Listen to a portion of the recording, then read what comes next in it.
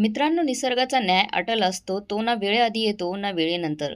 आपण या धर्तीवर जे कर्म करतो तेच आपल्यासोबत राहतात आणि एक दिवस आपल्याला त्याचा हिशोब द्यावाच लागतो. म्हणतात माता पिता हे परमेश्वराचे स्वरूप असतात. त्यांची सेवा करणं, त्यांच्या चरणी श्राद्ध ठेवणे हीच खरी भक्ती आहे. पण जेव्हा तेच माता पिता अपमानित होतात, त्यांच्या हृदयाला दुखापत होते, तेव्हा ईश्वरही त्या अन्यायाकडे दुर्लक्ष करत नाहीत. आपल्या शास्त्रामध्ये म्हटलं आहे, पितृसेवा पितृसेवा वनमोक्ष नाही. आजचा प्रसंग त्यांच्यासाठी एक इशारा आहे, जे धन संपत्ती आणि स्वार्थाच्या मोहामुळे नात्यांचा आदर विसरतात.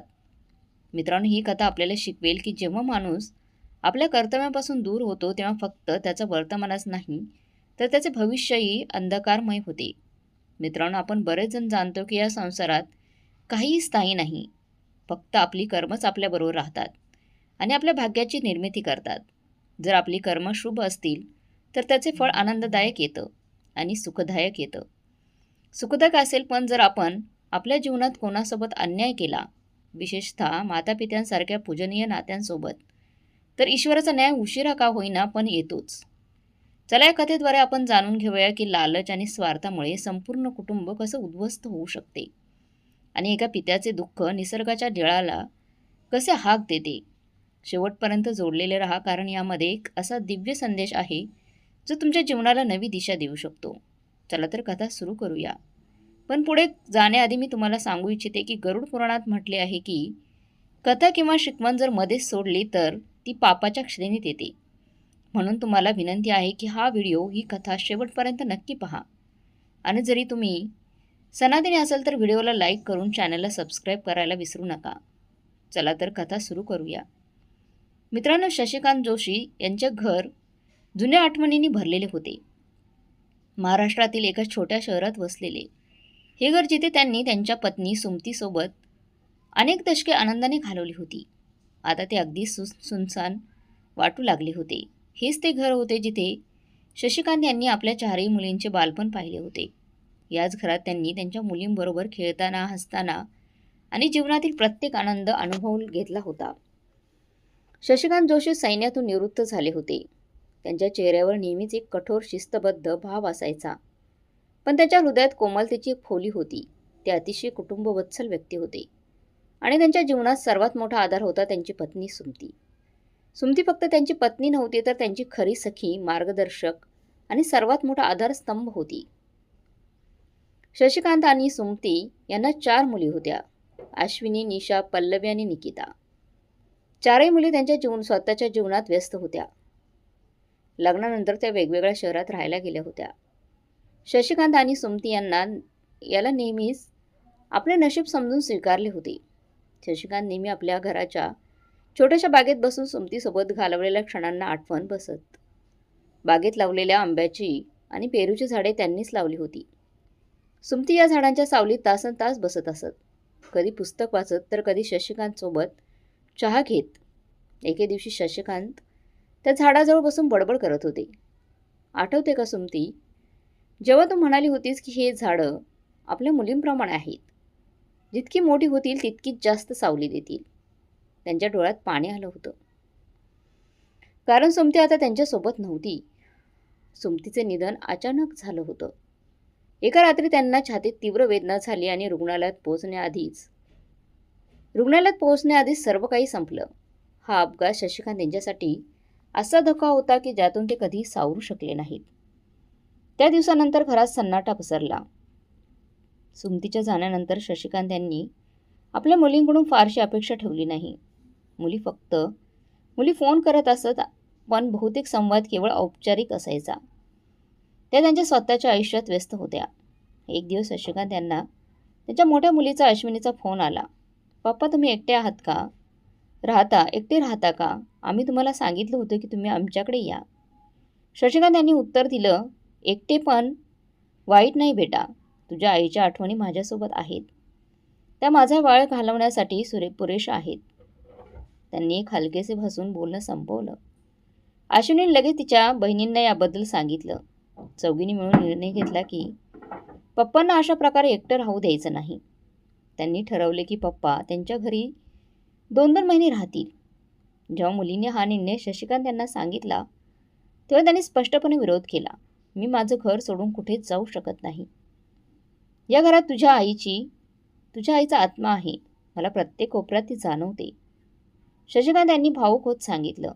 पण मुलींनी याला त्यांचा हट समजून दबाव टाकला आणि त्यांच्या भावनांचा आदर ठेवत शेवटी शशिकांत यांनी मान्य केलं. त्यांना या गोष्टीचा आनंदच नव्हता की हा निर्णय त्यांच्या आयुष्याला कसा बदलून टाकेल. शशिकांत जोशी यांच्या जीवनात आता एका नव्या सुरुवातीची वेळ होत होती. जरी ही सुरुवात त्यांच्या मनाच्या अगदी विरुद्ध होती. आपल्या प्रिय घराला, आठवणींना आणि सुमतीच्या अस्तित्वाला सोडून जाणं त्यांच्यासाठी सोपं नव्हतं. पण मुलींच्या वारंवार आग्रहामुळे त्यांनी आपली सहमती दर्शवली. शशिकांत यांचा पहिला थांबा नाशिक होता. त्यांची मोठी मुलगी अश्विनी तिथे राहत होती. हा निर्णय यासाठी घेतला होता की मोठी मुलगी वडिलांची चांगली काळजी घेऊ शकेल. अश्विनीचा नवरा अरविंद एका खाजगी कंपनीत मॅनेजर होता आणि त्यांना 2 मुलं होती, अर्पिता आणि आरव. शशिकांत जेव्हा आपल्या जुन्या कपाटातून काही कपडे आणि आवश्यक सामान काढत होते तेव्हा त्यांची नजर त्या प्रत्येक वस्तूंवर थांबली जी त्यांना सुमतीची आठवण करून देत होती. कपाटात ठेवलेल्या सुमितीच्या जुन्या साड्या, तिची छायाचित्र आणि तिचे लिहिलेल्या पत्राने शशिकांत त्यांच्या मनाला खोलवर हलवलं होतं. त्यांनी हलक्या आवाजात बडबडत म्हटलं, खरंच मी योग्य करतोय का? पण त्यांना याचीही जाणीव होती की त्यांच्या मुली त्यांच्या भल्यासाठीच तर हे सगळं करत होत्या.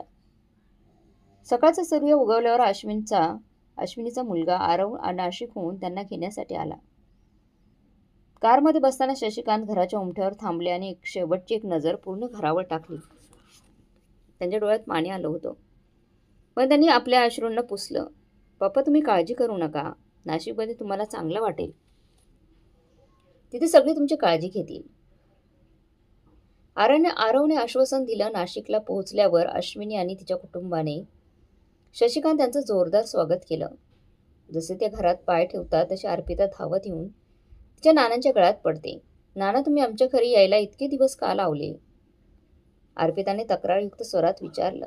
अश्विनीने शशिकांत यांना त्यांच्यासाठी तयार केलेली खोली दाखवली. खोली सुंदर पद्धतीने सजवली होती. तिथे एक आरामदायक पलंग, कपाट आणि त्यांच्या गरजेच्या सगळ्या काही गोष्टी ठेवलेल्या होत्या. पप्पा, ही खोली खास तुमच्यासाठी तयार केली आहे. तुम्हाला काही त्रास होणार नाही, अश्विनीने हसत सांगितलं. सुरुवातीला शशिकांत यांना इथे राहणं आवडलं. नातवंडांसोबत वेळ घालवणं, त्यांचं शाळेचं बोलणं ऐकणं आणि त्यांच्यासोबत खेळणं हे त्यांच्यासाठी आनंदाचे क्षण होते. अश्विनी ही त्यांना सतत आनंदी ठेवण्याचा प्रयत्न करत होती. शशिकांत यांची दिनचर्या ठरलेली होती. सकाळी लवकर उठून ते पूजा करत, मग चहा पिता पिता वर्तमानपत्र वाचत, दुपारी ते मुलांशी गप्पा मारत किंवा टीव्ही बघत, संध्याकाळी ती घराच्या बागेत बसून भूतकाळातील आठवणीत रमून जात होते. पण हा आनंदाचा अनुभव फार काळ टिकला नाही. एका आठवड्यानंतरच अश्विनी आणि अरविंद यांच्यात भांडणं होऊ लागली. बहुतेक वेळा ती भांडणं पैशांवरून होत असत आणि कधी कधी ती भांडणं शशिकांत यांच्या खोलीपर्यंत पोहोचत त्यांना ऐकायला जात. एका संध्याकाळी जेव्हा शशिकांतजी पूजा करत होते, अरविंदने अश्विनीला विचारलं, तुझे पप्पा इथे किती दिवस राहणार आहेत? बघ, आपल्या खर्चामध्ये किती वाढ झाली आहे. वीज बिल, राशन आणि वरून त्यांच्या डॉक्टरांचा औषधांचा खर्चही. अश्विनीने रागात उत्तर दिलं, तर मी काय करू? त्यांना एकटं सोडू? शशिकांत यांनी ह्या गोष्टी ऐकल्या. त्यांचं मन खूप दुखावलं, पण ते काहीही बोलले नाही. दुसऱ्या दिवशी अश्विनीने हळुवारपणे शशिकांत यांच्याशी बोलायला सुरुवात केली. पप्पा, तुम्हाला एक गोष्ट सांगायची होती. अरविंद म्हणतोय की तुमच्यासाठी येणाऱ्या औषधांचा खर्च थोडा जास्त होत आहे. तुम्ही जर थोडी मदत करत असाल तर. शशिकांत यांना समजले की आता विषय पैशांवर आला आहे. त्यांनी कुठलीही चर्चा न करता आपल्या पैशांचा एक भाग त्यांना दिला. बेटा, पैशांची चिंता करू नको. जितकी शक्य होईल तेवढी मी मदत करेन. त्यांनी सांगितलं. वेळ जात होता, पण शशिकांत यांना आता असं वाटू लागलं होतं की इथे एक पाहुण्यापेक्षा जास्त काहीच नाहीत मी. अश्विनी जे सुरुवातीला दाखवलेलं प्रेम होतं, जवळीक होती, ती हळूहळू अदृश्य होत होती. अरविंद आता त्यांच्याशी नीट बोलतही नव्हता आणि मुलंही त्यांच्या शाळा आणि मित्रांमध्ये व्यस्त होती. शशिकांत यांचा वेळ एकट्यानेच जात होता. त्यांना नेहमीच सवय होती की ते आपल्या खोलीत बसून सुमतीचा फोटो पाहायचे आणि तिच्याशी बोलायचे. सुमती, खरंच मी ओझं बनलोय का? मी चूक केली का? जेव्हा मला वाटलं की माझी स्वतःची मुलं माझा आधार होतील. एके दिवशी अरविंदने अश्विनीला सांगितलं, तुझ्या पप्पांची खोली सगळ्यात मोठी आहे. जर ती भाड्याने दिली तर आपल्याला दरमहा चांगले पैसे मिळतील. त्यांना सांग की त्यांची लहान खोलीत राहायला जावं त्यांनी. अश्विनी जेव्हा ही गोष्ट शशिकांत यांना सांगितली तेव्हा तेव्हा त्यांचं मन पूर्णपणे तुटलं. त्यांनी काही उत्तर दिलं नाही आणि फक्त एका मोठ्या शांततेत गेलं. त्यांना जाणवलं की आता इथे राहणं शक्य नाही. शशिकांत जोशी आता त्यांच्या मोठ्या मुलीच्या अश्विनीच्या घरातून नाशिकमधून निघून मुंबईला जाण्याची तयारी करत होते. नाशिकमध्ये घालवलेले 2 महिने त्यांच्यासाठी भावनिक प्रवासापेक्षा कमी नव्हते. सुरुवातीला तिथे जवळीक मिळाली, पण हळूहळू ती जवळीक स्वार्थ आणि औपचारिकतेत बदलत होती. जेव्हा अरविंद त्यांच्या खोलीला भाड्याने देण्याची गोष्ट केली तेव्हा शशिकांत यांनी ठरवलं की आता इथे राहणं शक्य नाही. शशिकांत यांचे जावई निशाचे पती रोहित यांना नाशिकहून घेण्यासाठी आले होते. रोहित व्यवसायाने वकील होते आणि आपल्या कामाच्या व्यस्त दिनचर्येत गुंतलेले असायचे. पप्पा, मुंबईत तुम्हाला खूप चांगलं वाटेल. तिथलं वातावरण काही वेगळंच आहे. निशाने तुमच्यासाठी एक वेगळी खोली तयार केली आहे आणि मुलं तुमच्या येण्याची आतुरतेने वाट पाहत आहे, रोहितने कारमध्ये बसल्यावर सांगितलं. शशिकांत हलकंसं हसले आणि खिडकीच्या बाहेर पाहायला लागले. त्यांनी जाणीवपूर्वक कोणताही उत्साह दाखवला नाही. त्यांच्या अपेक्षा आधीच नाशिकमध्ये तुटलेल्या होत्या. मुंबईत पोहोचल्यानंतर निशा आणि तिची मुलं आर्यन आणि आभाने मोठ्या उत्साहाने शशिकांत यांचं स्वागत केलं. निशाने त्यांचा हात धरून त्यांना घरात नेलं. घर खूप मोठं होतं. शशिकांत यांनी चारही बाजूनी नजर फिरवली. आमचं घर कसं वाटलं पप्पा? निशाने हसत विचारलं. खूप छान आहे बेटा, ते खूप मेहनत घेतली आहेस. शशिकांत यांनी आनंदाने उत्तर दिलं. निशाने त्यांना एक वेगळी खोली दाखवली जी व्यवस्थित सजवलेली होती. खोलीत एक मोठं पलंग, खुर्ची, टेबल, एक टीव्ही ही ठेवलेला होता. पप्पा, ही खोली तुमच्यासाठी आहे. तुम्हाला काही हवं असेल तर फक्त मला सांगा, निशाने सांगितलं. सुरुवातीचे काही दिवस शशिकांत यांच्यासाठी आरामदायक होते. आर्यन आणि आभा त्यांच्यासोबत बसून गोष्टी ऐकायचे. शशिकांतही त्यांच्यासोबत खेळायचे आणि त्यांना आपल्या जीवनाचे अनुभव सांगायचे. एके दिवशी निशाने त्यांना बाजारात येण्यास विचारले. पप्पा, चला तुम्हाला मुंबईतील काही खास जागा दाखवते. तिथलं मार्केट खूप प्रसिद्ध आहे, तिथे जाऊया, निशाने उत्साहाने म्हटलं. शशिकांत तयार झाले. मुंबईच्या गर्दीने भरलेल्या रस्त्यावरून जाताना त्यांनी पाहिलं की शहर किती बदललेलं आहे. त्यांच्या डोळ्यात एक चमक होती, पण ही चमक लवकरच निशाच्या वास्तवतेसमोर फिकी पडणार होती. काही आठवड्यानंतरच निशाचं वागणं बोलणं बदलायला लागलं. तिच्या कामाच्या व्यस्तात वाढ झाली होती आणि ती शशिकांत यांच्याशी कमी बोलू लागली होती. जेव्हा शशिकांत यांनी काही मदतीची हवी आहे का विचारलं तेव्हा निशाने सांगितलं. पप्पा, तुम्ही आराम करा, हे सगळं करण्याची गरज नाही, पण हे फक्त दिखाव होतं.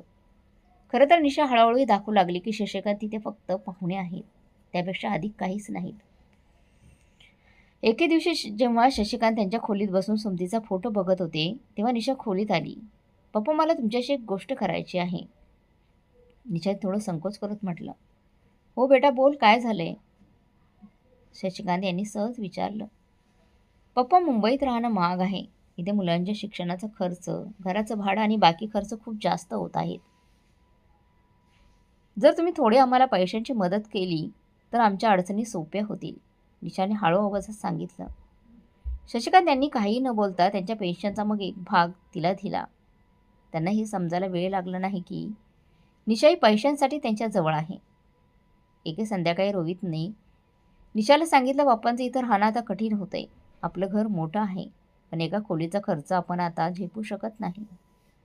त्यांना सांग की त्यांनी दुसऱ्या ठिकाणी शिफ्ट व्हावं किंवा मावशीकडे जावं, या खोलीचं भाडं द्यावं. निशाने ही गोष्ट शशिकांत यांना सांगण्याची हिंमत केली नाही, पण तिचं वागणं बदललं. ती आता शशिकांत यांच्याशी बोलणं टाळू लागली, कमी बोलू लागली. शशिकांत यांना जाणवले की त्यांच्यासोबत जे काही होते ते योग्य होत नाहीये. काही दिवसांनी निशाने शशिकांत यांना सांगितलं, पप्पा, रोहित म्हणतोय की जर तुम्ही तुमचं जुनं घर विकून तो पैसा आम्हाला दिला तर आम्ही तुम्हाला चांगल्या सुविधा देऊ शकतो. हे घर मोठं होईल आणि तुम्हालाही आराम मिळेल. शशिकांत यांना हे ऐकून स्वतःची फसवणूक होत असल्यासारखं वाटलं. त्यांनी आपल्या घराला विकण्याच्या आधी कधीही विचारच केला नव्हता. तो घर जो सोबतीच्या आठवणीत मी भरलेला होता. निशा, तुला माहीत आहे का, ते घर माझं जीवन आहे. ते विकणं माझ्यासाठी शक्य नाही. शशिकांत यांनी कठोर स्वरात सांगितलं. निशा नाराज दाखवत म्हणाली, पप्पा, तुम्ही आमच्यासाठी काहीतरी केलं पाहिजे. आम्ही तुमच्यासाठी इतकं करत आहोत. आणि तुम्ही शशिकांत यांना समजलं होतं की निशा आणि रोहित यांच्या मनात त्यांच्या प्रती कोणतंही प्रेम नाही. निशाच्या घरी 2 महिने पूर्ण होऊ लागले होते. शशिकांत यांनी उरलेले दिवस कसंबसं काढण्याचा निर्णय घेतला. त्यांनी आपल्या तिसरी मुलगी पल्लवीला फोन केला आणि सांगितलं, पल्लवी, मी इथून निघून जायचं ठरवलं आहे. तुम्हाला न्यायला येऊ शकतेस का? पल्लवीने त्वरित मान्य केलं आणि त्यांना लातूरला बोलवलं. मुंबईत 2 महिने घालवल्यानंतर शशिकांत जोशींना जाणवलं की ते आपल्या मुलींच्या घरी फक्त एक तात्पुरता पाहुणा म्हणूनच राहिले होते. नाशिकमध्ये अश्विनी आणि आता मुंबईमध्ये निशासोबत घालवलेल्या वेळाने त्यांनाही शिकवलं की मुलींसाठी त्यांचं महत्त्व फक्त त्यांची संपत्ती आणि पेन्शन पुरतंच आहे. त्यांची तिसरी मुलगी पल्लवी लातूरमध्ये राहत होती. पल्लवीचं कुटुंब आधीपासूनच त्यांना लातूरमध्ये बोलवण्यासाठी उत्सुक होतं. तिने आणि तिच्या नवऱ्याने निखिलने फोनवर अनेकदा सांगितलं होतं, पप्पा, आमच्याकडे या. इथे तुम्हाला खूप चांगलं वाटेल. लातूरचं वातावरण मुंबईच्या तुलनेने खूप चांगलं आहे. शशिकांत यांनी पल्लवीचं म्हणणं मान्य करण्याचं ठरवलं. आता त्यांना आशा होती की कदाचित पल्लवी आणि निखिल त्यांच्यासोबत चांगलं वागतील. शशिकांत यांना लातूरला न्यायला पल्लवी स्वतः मुंबईला आली. ती एका मोठ्या आणि महागड्या गाडीत आली होती. ती आली आणि त्यांना लगेच मिठी मारत म्हणाली, पप्पा, आता तुम्ही आमच्याकडेच राहाल. तुमच्यासाठी सगळं तयार आहे. शशिकांत यांना थोडं समाधान मिळालं. त्यांनी विचार केला की कदाचित लातूरमध्ये त्यांना कुटुंबाचं प्रेम आणि जवळीक मिळेल. रस्ताभर पल्लवीने आपल्या घराबद्दल आणि लातूरबद्दल गोष्टी सांगितल्या. पप्पा, लातूर खूप सुंदर जागा आहे. इथले किल्ले आणि बाजार खूप प्रसिद्ध आहेत. तुम्हाला इथे प्रत्येक क्षण छान वाटेल. पल्लवीने उत्साहाने सांगितलं. लातूरला पोहोचल्यावर शशिकांत यांनी पल्लवीच्या घराचं भव्य दृश्य पाहिलं. 3 मजली मोठं घर, सगळीकडे महागडे सजावटीचं सामान आणि आलिशान फर्निचर. हे सगळं पाहून शशिकांत अचंबित झाले. पप्पा, हे घर तुम्हाला कसं वाटलं? पल्लवीने हसत विचारलं. खूप सुंदर आहे बेटा. तू खूप मेहनत केली आहेस आणि इतकं वैभव मिळवलं आहेस. शशिकांत यांनी प्रामाणिकपणे सांगितलं. पल्लवीने त्यांना त्यांची खोली दाखवली. ती खोली आरामदायक आणि सुंदर होती. पण शशिकांत यांच्या मनात एक प्रश्न उभा राहिला.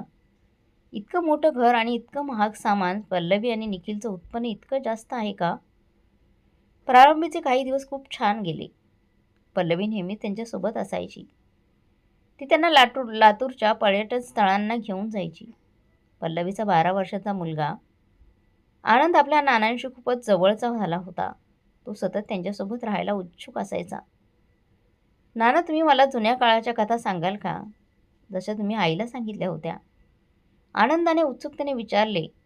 शशिकांत यांनी हसत उत्तर दिलं, नक्कीच बेटा, तुला तर मी खूप गोष्टी सांगेन. हे ऐकून पल्लवीही हसली. पप्पा, तुमच्या गोष्टी मला देखील ऐकायच्या आहेत. तुम्ही खरंच आमचे हिरो आहात.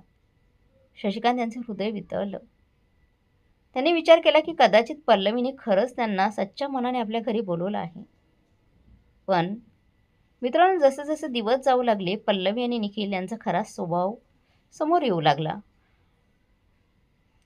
एके दिवशी जेव्हा शशिकांतजी बागेत बसले होते, तेव्हा त्यांनी पल्लवी आणि निखिल यांना जोरजोराने वाद घालताना ऐकलं. इतक्या खर्चात पप्पांना इथे ठेवणं खूप अवघड होतंय. वरून त्यांच्यासाठी वेगळी खोली तयार केली जाते. त्यात आपला किती पैसा खर्च झाला आहे माहिती आहे का तुला? निखिल म्हणाला. आपण पप्पांच्या बँक खात्याबद्दल आणि पेन्शनबद्दल बोलायला हवं, पल्लवी म्हणाली. शशिकांत यांनी हे सगळं ऐकलं पण काहीही बोलले नाहीत. त्यांच्या हृदयात पुन्हा एकदा तेच दुःख दाटून आलं, जे नाशिक आणि मुंबईत झालं होतं. काही दिवसांनी पल्लवीने थेट शशिकांत यांच्याशी बोलायचं ठरवलं. पप्पा, तुम्ही ठरवलं आहे का की तुम्ही तुमची जुनी जमीन काय करणार आहात? जर तुम्ही ती विकली तर त्या पैशाने आम्ही इथे तुमच्यासाठी एक छोटंसं घर घेऊ शकतो. तुम्हाला वारंवार इकडे तिकडे जायची गरज भासणार नाही. शशिकांत यांनी तिचं बोलणं शांतपणे ऐकलं आणि म्हणाले, बेटा, ती जमीन माझी आणि तुमच्या आईची आयुष्यभराच्या कष्टांची आहे. मी तिला अशा प्रकारे विकू शकत नाही. पल्लवीला हे उत्तर अजिबात आवडलं नाही. ती रागाने म्हणाली, पप्पा, आम्ही तुमच्यासाठी इतकं काही करत आहोत. तुम्ही आमची मदत केली पाहिजे. पल्लवीचा पती निखिलनेही तिचं समर्थन केलं. पप्पा, तुम्ही आम्हाला मदत केली पाहिजे. या घराचा खर्च आणि तुमच्या औषधांचा खर्च सतत वाढतोय. हे सगळं सांभाळणं अवघड होऊन बसलं आहे. शशिकांत यांनी खोल श्वास घेतला. त्यांना आता पूर्णपणे समजलं होतं की पल्लवी आणि निखिल यांचं प्रेम फक्त दिखावा आहे. एके दिवशी पल्लवीने शशिकांत यांच्यासमोर त्यांच्या पेन्शन आणि बँक बॅलन्सचा हिशोब मागितला. तिने असं सांगितलं की ती हे सगळं यासाठी करत आहे की त्यांच्या भविष्याची योग्य काळजी घेता येईल. पप्पा, मी तुमची जबाबदारी उचलू इच्छिते, पण त्यासाठी मला तुमच्या आर्थिक स्थितीची माहिती हवी. ती म्हणाली. शशिकांत यांना जाणवलं की आता त्यांची मुलं त्यांना एक माणूस नाही तर एक चालणारी संपत्ती समजत आहेत. लातूरमध्ये घालवलेले 2 महिने त्यांच्या दृष्टीने खूपच त्रासदायक ठरले. त्यांना जाणवले की त्यांच्या प्रत्येक मुलीसाठी ते केवळ पैसे आणि संपत्तीपुरतेच महत्त्वाचे आहेत. शशिकांत यांनी पल्लवीला सांगितलं, बेटा, आता मला माझ्या सगळ्यात लहान मुलीकडे निकिताकडे जायचं आहे. तिने मला बोलवलं आहे. पल्लवीने मग कुठलीही चर्चा न करता त्यांना जाऊ दिलं, पण तिच्या चेहऱ्यावरची तिची नाराजी स्पष्ट दिसत होती. लातूरमध्ये 2 महिने घालवल्यानंतर शशिकांत जोशी यांनी एका खोल उदासीत जाणवले की त्यांची तिसरी मुलगी पल्लवी ही त्यांच्या पहिल्या 2 मुलींसारखीच निघाली, फक्त स्वार्थी आणि लोभाने भरलेली होती. त्यांना त्यांची सगळ्यात लहान मुलगी निकिताकडे पुण्याला जायचा निर्णय त्यांनी घेतला. त्यांच्यासाठी शेवटची आशा होती निकिता. आतापर्यंत नेहमी फोनवर असं सांगत होती की ती पप्पांवर खूप प्रेम करते आणि त्यांच्यासाठी काही करू शकते. शशिकांत यांना विश्वास होता की कदाचित त्यांची सगळ्यात लहान मुलगी त्यांच्यावर खरं प्रेम करते. जेव्हा पल्लवीला कळाले की शशिकांत आता निकिताकडे पुण्याला जाणार आहेत, तेव्हा तिने दाखवण्याचा प्रयत्न केला की याबद्दल आनंदी आहे. पप्पा, निकिता नेहमीच तुमची लाडकी राहिली आहे. मला खात्री आहे की ती तुमची काळजी घेईल. आम्हाला सगळ्यांपेक्षा चांगल्या प्रकारे घेईल ती. तिचं घरही मोठं आहे आणि तिच्या आयुष्यात फक्त जास्त जबाबदाऱ्या नाहीत. पल्लवीने हसत म्हटलं. शशिकांत यांना पल्लवीच्या बोलण्यात लपलेला व्यंग समजला, पण त्यांनी शांत राहणं योग्य समजलं. पुण्यापर्यंतचा प्रवास लांबचा होता, पण निकिताने या गोष्टीची काळजी घेतली की पप्पांना कोणत्याही प्रकारचा त्रास होऊ नये. तिने फ्लाईटचं तिकीट बुक केलं आणि तिचा पती मनीष सोबत एअरपोर्टवर त्यांना घ्यायला आली. पप्पा, आता तुम्ही माझी जबाबदारी आहात. इथे तुम्हाला कोणतीही अडचण येणार नाही, निकिताने त्यांना मिठी मारत म्हटलं. शशिकांत यांना हे ऐकून खूप समाधान वाटलं. त्यांच्या मनात एक आशा निर्माण झाली की कदाचित पुण्यात त्यांचं जीवन थोडं चांगलं जाईल. निकिताचा एक भला मोठा भव्य बंगला होता. चारी बाजूला हिरवळ, मोठी बाल्कनी आणि प्रत्येक गोष्टीत आधुनिकतेची झलक होती. शशिकांत यांना पाहून मनीष म्हणाला, पप्पा, तुमची खोली तयार आहे. मी तुमच्या आरामासाठी सगळ्या गोष्टींचा विचार केला आहे. शशिकांत यांनी देवाचं नाव घेऊन मनात प्रार्थना केली की कदाचित आता त्यांचा शोध संपेल आणि त्यांना कुटुंबाचं खरं प्रेम, आपलेपणा मिळेल. खरंच ती खोली भव्य आणि आरामदायक होती. त्यात मोठा पलंग, वातानुकूलित एक जागा आणि एक खाजगी बाथरूम होतं. निकिता आणि शशिकांत यांच्यासाठी एक आरामदायक खुर्ची आणि एक छोटी लायब्ररीही तयार केली होती. पप्पा, इथे तुम्हाला अगदी आपल्या घरासारखं वाटेल, निकिताने हसत सांगितलं. पुण्यातले सुरुवातीचे दिवस शशिकांत यांच्यासाठी सुखद आणि शांततेचे होते. निकिता आणि मनीष दोघांनी दाखवण्याचा पूर्ण प्रयत्न केला की ते शशिकांत यांची खूप काळजी घेत आहे. निकिता रोज सकाळी त्यांच्या खोलीत जाऊन त्यांच्याशी गप्पा मारायची आणि त्यांना त्यांच्या आवडती भाजी वाढायची आणि त्यांच्या आरोग्याची पूर्ण काळजी घ्यायची. मनीषनेही त्यांच्या पुण्याच्या प्रमुख ठिकाणी असेच ओशो गार्डन, शनिवारवाडा आणि महाबळेश्वर दाखवलं. पप्पा, तुमच्यासोबत वेळ घालवायला मला खूप चांगलं वाटतंय, निकिताने मग एक दिवशी सांगितलं. शशिकांत यांना हे सगळं पाहून वाटलं की कदाचित त्यांचा विचार चुकीचा होता. त्यांना विचार केला की त्यांची सर्वात लहान मुलगी खरंच त्यांच्यावर धावणारे नाहीत. तुम्ही सगळ्यांना मला वेगवेगळ्या शहरात तुमच्या घरी बोलवलं, पण तो प्रेम नव्हतं, तो केवळ दिखावा होता. मला फक्त एक ओझं समजलं गेलं. आता मी तुमच्यासोबत कोणतीही तडजोड करू शकत नाही. पल्लवीने सांगण्याचा प्रयत्न केला, पप्पा, आम्ही फक्त तुमचं भलं करत इच्छितो. जर तुम्ही आम्हाला पैसे दिले तर आम्ही तुमच्यासाठी चांगली व्यवस्था करू शकतो. शशिकांत यांनी खोल श्वास घेतला आणि उत्तर दिलं, माझ्यासाठी सर्वात चांगली व्यवस्था आहे की मी जिथे आहे तिथेच राहावं. माझी पेन्शन माझी आहे. आता तुम्ही सगळ्यांनी या विषयावर माझ्याशी अजिबात चर्चा करू नका. आत्तापर्यंत शांत असलेले आत्तापर्यंत ते शांत असलेले गणपत हा वादावाद पाहत होते. त्यांनी म्हटलं, तुम्ही लोक इथे का आलात? जर तुम्हाला तुमच्या वडिलांची काळजी असती तर तुम्ही त्यांना वृद्धाश्रमात जाण्यासाठी भाग पाडलं नसतं. हे घर त्यांचं आहे. तुम्ही सगळे इथे केवळ तुमच्या फायद्यासाठी आलात. आता जर तुम्हाला अजून काही बोलायचं असेल तर ते कुठेतरी बाहेर जाऊन बोला. गणपत यांच्या कठोर शब्दांनी मुलींची बोलती बंद केली. त्या निराश होऊन परत गेल्या. पण जाताना त्यांनी शशिकांत यांना ही चेतावणी दिली की त्या हा विषय इथेच संपवणार नाहीत. मुलींच्या वागणुकीने शशिकांत अधिक बळकट झाले. त्यांनी गणपत यांना म्हटलं, भाऊ, आता मला माझं आयुष्य माझ्या पद्धतीने जगायचं आहे. मी तुमचा आभारी आहे की तुम्ही मला हा आसरा आणि आदर दिला. पण आता मला माझ्या मुलींना पूर्णपणे सरळ करावं लागेल. गणपत यांनी मान्य केलं आणि म्हटलं, शशिकांत, तुला जे योग्य वाटेल तेच कर. आता तुझं समाधान सगळ्यात महत्त्वाचं आहे. काही दिवसानंतर वृद्धाश्रमातील काही जुने मित्र त्यांच्यामध्ये अरुण कर्णिक देखील होते. ते कोल्हापूरमधील शशिकांत यांना भेटायला आले. त्यांना शशिकांत यांच्याबद्दल कळले होते आणि ते त्यांना पाहून खूप आनंदी झाले. जोशी साहेब, तुम्ही इथे किती आनंदी दिसत आहात. हे पाहून आम्हाला आनंद झाला. अरुण म्हणाले, ही भेट शशिकांत यांच्यासाठी एक नवीन आशा घेऊन आली. त्यांना जाणवले की आयुष्यात खरं सुख हे निस्वार्थ नात्यामध्ये आहे. मग ते रक्ताच्या नात्यामध्ये असो किंवा मैत्रीच्या. कोल्हापुरात आपल्या मोठ्या भावाच्या कुटुंबासोबत राहून शशिकांत जोशी यांनी आयुष्यात प्रथमच खऱ्या आपलेपणाचा अनुभव घेतला. खूप काळानंतर त्यांना जाणवले की ते कुणासाठी तरी महत्त्वाचे आहेत. शशिकांत यांनी शांतपणे म्हटलं, भाऊ, मी या सगळ्यावर बोलून खूप थकलो आहे. आता मला फक्त शांतता हवी आहे. पण हो, यावेळी मी त्यांना उत्तर देईन. आता अजून सहन होणार नाही. शशिकांत यांनी मोहित मोरे यांना सांगितलं, मी माझ्या संपत्तीचे एक भाग वृद्धाश्रमाला दान करू इच्छितो आणि उर्वरित भाग गणपतच्या कुटुंबाच्या नावाने मला करायचा आहे. माझ्या आयुष्याचा शेवटचा आधार हेच कुटुंब आहे. मोहित मोरे यांनी त्वरित कायदेशीर कागदपत्रे तयार केली. जेव्हा मुलीने ही बातमी समजली तेव्हा त्या रागाने आल्या आणि भेटल्या. अश्विनीने फोनवर म्हटलं, पप्पा, तुम्ही हे कसं करू शकता? आम्ही तुमच्या मुली आहोत.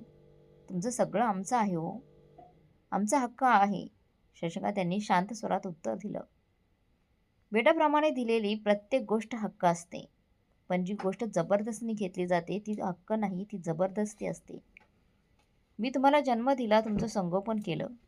पण आता मला माझ्यासाठी जगायचं आहे. मी तुमच्यासाठी सगळं केलं आणि बदल्यात तुम्ही मला काय दिलं? या घटनेनंतर शशिकांत यांनी त्यांच्या आयुष्याचा नवीन अध्याय सुरू करण्याचा निर्णय घेतला. त्यांनी नाशिकच्या घराला विकायचं ठरवलं आणि त्यातून मिळालेल्या पैशाचा एक भाग गणपतच्या कुटुंबाला दिला. कोल्हापूरमध्ये आता शशिकांत यांचं नवीन आयुष्य होतं. त्यांना जाणवलं की खरं प्रेम आणि आदर फक्त त्यांच्याकडूनच मिळतो जे निस्वार्थ आणि खऱ्या मनाचे असतात. कोल्हापूरमध्ये गणपतच्या कुटुंबासोबत घालवलेले काही महिने शशिकांत जोशी यांच्यासाठी समाधानकारक आणि शांततापूर्ण होते. कायदेशीर लढाई असूनही त्यांनी नवीन सुरुवात करण्याचा निर्धार केला. त्यांच्या आयुष्यात गणपत यांचं कुटुंब आणि वृद्धाश्रमातील मित्रांचा आधार होता, ज्यांनी त्यांना नेहमी धीर दिला होता, आधार दिला होता. शशिकांत यांनी त्यांच्या जुन्या घराला विकायचं ठरवलं आणि मोहित मोरे यांच्याकडून कायदेशीर कागदपत्र तयार करून घेतली. नाशिकच्या घराच्या विक्रीतून मिळालेल्या रकमेपैकी मोठा भाग त्यांनी वृद्धाश्रमाला दान दिला आणि उर्वरित रक्कम गणपतच्या कुटुंबाला दिली. भाऊ, हा पैसा तुम्ही आणि तुमचं कुटुंब चांगल्या प्रकारे वापरू शकता. तुमचे जेवढं मोठं उपकार होईल त्याची परतफेड मी कधीच करू शकणार नाही. पण माझ्याकडून हा छोटासा आधाराचा प्रयत्न आहे. शशिकांत भाऊक होऊन म्हणाले. गणपत यांनी शशिकांत यांना मिठी मारली आणि म्हणाले, भाऊ, हे सगळं तुमच्या निर्मल मनाचा परिणाम आहे. आता तुम्ही चिंता करू नका. आम्ही सगळे तुमच्यासोबत आहोत. जेव्हा शशिकांत यांच्या मुलींना कळालं की त्यांनी त्यांच्या संपत्तीचा मोठा भाग वृद्धाश्रम आणि गणपतीच्या कुटुंबाला दिला आहे, तेव्हा त्यांनी शेवटचा प्रयत्न करायचं ठरवलं. त्या कोल्हापूरला आल्या आणि शशिकांत यांच्यासमोर उभ्या राहिल्या. पप्पा, तुम्ही खरंच आम्हाला सोडून हे सगळं करू शकता? आम्ही तुमच्या स्वतःच्या मुली आहोत. तुम्ही आम्हाला असं दुर्लक्षित करू शकता का? असं का केलं बाबा? निकिताने अश्रूंनी भरलेल्या स्वरात विचारलं. शशिकांत यांनी शांतपणे उत्तर दिलं, बेटा, तुम्ही सगळ्यांनी माझ्यासोबत जे काही केलं ते माझ्या आत्मेला दुखवणारं होतं. तुम्ही मला फक्त पैशांचा स्रोत समजलत, पेन्शनचा स्रोत समजलत, एक वडील नाही. मी तुमच्यासाठी सगळं केलं, पण आता मला शांतता हवी आहे. हे माझं आयुष्य आहे आणि मला जे योग्य वाटेल तेच मी केलं. मुली शशिकांत त्यांचं बोलणं ऐकून निराश होऊन मान्य केलं त्यांनी, की त्यांच्या वडील आता त्यांच्या कोणत्याही दबावाखाली येणार नाही. शशिकांत यांनी कोल्हापूरमध्ये नवीन सुरुवात केली. त्यांनी गणपत यांच्यासोबत राहून आयुष्यातील प्रत्येक छोट्या-मोठ्या आनंदाला अनुभवायला सुरुवात केली. त्यांनी मुलांसोबत खेळणं, त्यांच्यासोबत हसणं, बोलणं आणि दिवसांच्या आठवणी ताज्या करणं सुरू केलं. गणपत यांच्या कुटुंबाने शशिकांत यांना त्यांच्या कुटुंबाचा भाग बनवलं होतं. वृद्धाश्रमातील काही जुने मित्र जसे अरुण कर्णिक आणि सुमित्रा देवी कोल्हापूरमध्ये होते. शशिकांत यांना भेटायला यायचे. त्यांनी शशिकांत यांच्यासोबत आपले अनुभव शेअर केले आणि काही वेळ त्यांच्यासोबत घालवायचे ते. जोशी साहेब, तुम्ही इथे खूप आनंदी दिसता. हे पाहून मनाला खूप समाधान मिळतं. अरुण म्हणाले, होय, आता मला समजलं आहे की आयुष्यात खरं सुख कुठे मिळतं. ते अशा लोकांसोबत मिळतं जे निस्वार्थी असतात. शशिकांतजी हसले, म्हणाले, काळ पुढे जात राहिला असाच. आणि शशिकांत यांनी त्यांच्या आयुष्यातील शेवटचे दिवस आनंदाने घालवण्याचा पूर्णपणे प्रयत्न केला. त्यांनी गणपतच्या कुटुंबासोबत त्यांचे प्रत्येक दिवस आनंदाने साजरे केले. आणि एक दिवस जेव्हा शशिकांत त्यांच्या खोलीत बसले होते, त्यांनी गणपत यांना बोलवलं आणि म्हणाले, भाऊ, मला आता माझ्या आयुष्याचा शेवट जाणवतोय. मी माझं आयुष्य खूप आनंदाने जगलो आहे आणि आता मला शांती हवी आहे. गणपत आणि शशिकांत यांना मिठी मारून म्हटलं, भाऊ, तू खूप संघर्ष केला आहेस. आता तुला शांतता आणि शांती मिळू दे. शशिकांत यांची तब्येत हळूहळू खालावत चालली होती. गणपत आणि त्यांचे कुटुंब त्यांची काळजी घेण्यात कोणत्याही प्रकारची कसर सोडत नव्हतं. एका रात्री शशिकांत यांनी त्यांच्या भावाला सांगितलं, भाऊ, जर माझ्या मुली मला भेटायला आल्या तर त्यांना माफ करून टाक. तर जशा आहेत ना तशा माझ्याच मुलीच आहेत. पुढच्या सकाळी शशिकांत यांनी मग शेवटचा श्वास घेतला. गणपत आणि त्यांचं कुटुंब त्यांच्या जवळच होतं. त्यांनी त्यांच्या भावाला प्रेमाने आणि सन्मानाने निरोप दिला. शशिकांत यांच्या मृत्यूनंतर गणपत यांनी त्यांची इच्छा पूर्ण केली. त्यांनी शशिकांत यांच्या संपत्तीपैकी काही भाग वृद्धाश्रमाला दान केला आणि उरलेले पैसे त्यांच्या कुटुंबाच्या भल्यासाठी वापरले. गणपत यांच्या कुटुंबाने शशिकांत यांच्या स्मृतीत एक छोटंसं उद्यान तयार केलं, जिथे लोक येऊन शांतता आणि शांती अनुभवू शकतील. शशिकांत जोशी यांच्या कथेने शिकवलं की या गोष्टीतून आपण असं शिकू शकतो की आयुष्यात खरं सुख आणि शांतता, निस्वार्थ प्रेम आणि सन्मान यामध्येच आहे. त्यांच्या मुलीने जे काही केलं ते एका वडिलांच्या आत्म्याला ठेच पोहोचवणारं होतं. पण शेवटी त्यांनी त्यांच्या आयुष्याच्या शेवटच्या दिवसात खरं सुख अनुभवलं. गणपत आणि त्यांच्या कुटुंबाने हे सिद्ध केलं की रक्ताच्या नात्यापेक्षा जास्त महत्त्वाचे काही नातेसंबंध असतात, जे आयुष्याला खरा अर्थ आणि आनंद देतात. प्रेक्षक मित्रांनो, निसर्गाचा न्याय कधीच अपूर्ण राहत नाही. ही कथा आपल्याला शिकवते की आयुष्यात केलेल्या कर्माचं फळ निश्चितच मिळतं. आई वडील आपलं आयुष्याचं मूळ असतात आणि त्यांची सेवा करणं, त्यांना जीव लावणं, त्यांची काळजी घेणं हा आपल्या धर्माचाच एक भाग आहे. जी संतती आपल्या आईवडिलांचा अपमान करते, त्यांना दुर्लक्षित करते, त्यांची काळजी घेत नाही किंवा स्वार्थाच्या कारणाने त्यांना त्रास देते, ती फक्त या आयुष्यातच नव्हे तर पुढच्या जन्मामध्येही आपल्या कर्माचा परिणाम भोगते. शास्त्रामध्ये म्हटलं आहे की आईवडिलांची सेवा ही सर्वात मोठी पुण्यकर्म आहे आणि त्यांचा अपमान हा सर्वात मोठा पाप आहे. ही कथा एक इशारा आहे की संपत्ती आणि पैसा आणि स्वार्थाच्या मागे धावणारे लोक आपल्या नात्यांना गमावतात आणि शेवटी निसर्गाच्या कठोर न्यायाला सामोरं जातात. कर्माचं फळ नक्कीच मिळतं. कर्म आनंदाने कारण बनतात, तर वाईट कर्म दुःखाचं म्हणून खरं सुख फक्त प्रेम, सन्मान आणि सेवेत आहे. ईश्वराचा आशीर्वाद तिथेच मिळतो जिथे आईवडिलांचा सन्मान केला जातो. आजच्या या कथेने आपल्याला ही मोठी शिकवण दिली आहे की आयुष्यात केलेल्या कर्माचं फळ अटळ असतं. आईवडिलांचा सन्मान, त्यांची सेवा आणि त्यांचा आशीर्वाद आपल्या आयुष्यात सर्वात मोठं भांडवल आहे. जे लोक आपल्या स्वार्थ आणि लालसेचे भांडवल नष्ट करतात ते कधी सुख आणि शांतता अनुभवू शकत नाही. मित्रांनो, त्यांना कर्माचं फळ नक्कीच मिळतं. तरुणपणात जर आपण इतरांच्या भावनांची कदर केली नाही, विशेषतः आपल्या आईवडिलांची, सासू-सासऱ्यांची, तर भविष्यात त्यांच्या कर्माचं वाईट परिणाम आपल्याला सहन करावेच लागतील. जर आपल्या आईवडिलांकडे प्रेमाने, आदराने आणि सेवाभावनेने पाहिलं नाही, तर आपले नातेसंबंध तुटतात आणि त्याचा परिणाम आपल्या मानसिक आणि भावनिक दुःखात होतो. नात्यांना जर स्वार्थाच्या दृष्टिकोनातून पाहिलं, तर ते नातं तुटण्याला वेळ लागत नाही. त्यामुळे केवळ दुसऱ्यांना त्रासच होतो, तर आपणही एकाकीपणाचं दुःख भोगतो.